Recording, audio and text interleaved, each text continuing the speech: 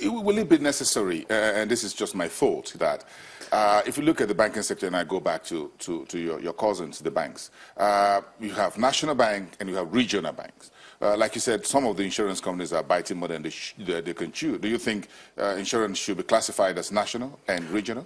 Well, insurance business being a high-level business, we have identified amongst the issues that we discussed with our cousin, as you mentioned, the need to have financial inclusion policy all across the financial sector.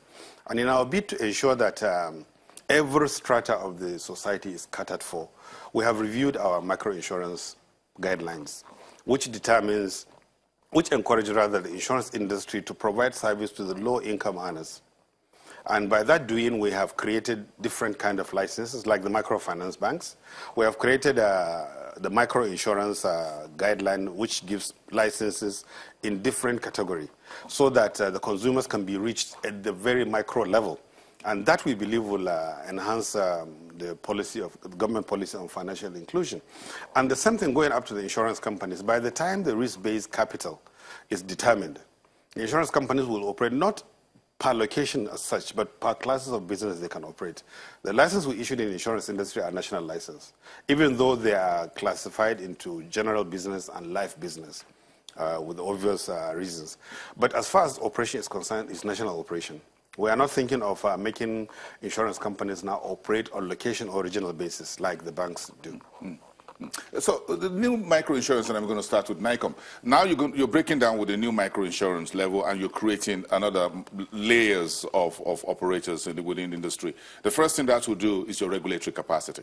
Yes. So which means you have more firms to deal with. Well, the microinsurance development, we're trying to guide it to develop organically. Where, for example, the recent review we did is going to encourage operating at the micro level. So if we're going to have micro-insurance licensees going out to provide service, we don't expect a company or an investor who has no business insurance background or experience to go out nationwide. So they must start at either a unit level or state level. Thereby, they will operate in a small community where there's a big micro client. For example, market associations, they require, or trade associations, or such groupings, they require specific insurances, which that license can cater for. For example, if you look at the Kano market, or you look at the area market, for example, that's what you're talking about. Exactly. You can get a license to operate in just a location. So for the area market in Aba, for example, or Nnewi or in Onitsha, you can have a micro-insurance license to operate only in that location. So you have thousands of customers and you can deal with them. So you don't need to come to Lagos. Exactly, and the customer has the benefit of working into his insurance company any day. And it's an insurance entity that would be located there. The management will be there. Their technological requirement will not be as high as if you're operating in a wider location. Now, when you develop that experience, we can allow you to escalate the license to a state base where you can provide services in multiple locations. But still, if you have a national insurance license, the conventional license, we are also we are open to giving you a national license. You can use your branch networks and your other contact networks to be able to sell nationwide.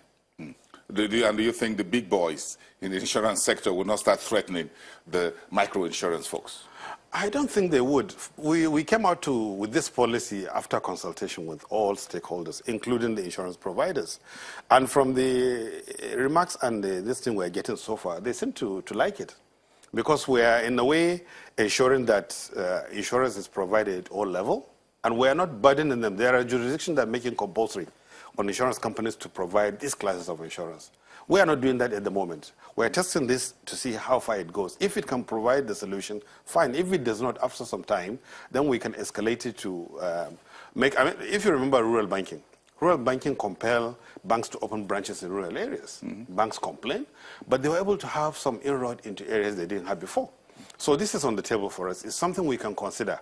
If this first experience doesn't work, we can decide, jurisdictions have it, that insurance companies must provide micro-insurance or insurance to cover financial inclusion requirement up to a certain minimum or a certain percentage of their production. And if we do that, fine, it's going to be beneficial to the consumer. So even if I do oil and gas, whatever power sector, I can still have 5%, 3% of my portfolio in micro insurance for financial inclusion. Exactly. Using the example you just mentioned, if, for example, you are heavily involved in the oil sector, the oil producing area that you provide will require a lot of micro insurance products also. So we can have you, we're not saying you must do it nationwide, we can have you and encourage you to come out with products that will service that sector and that community.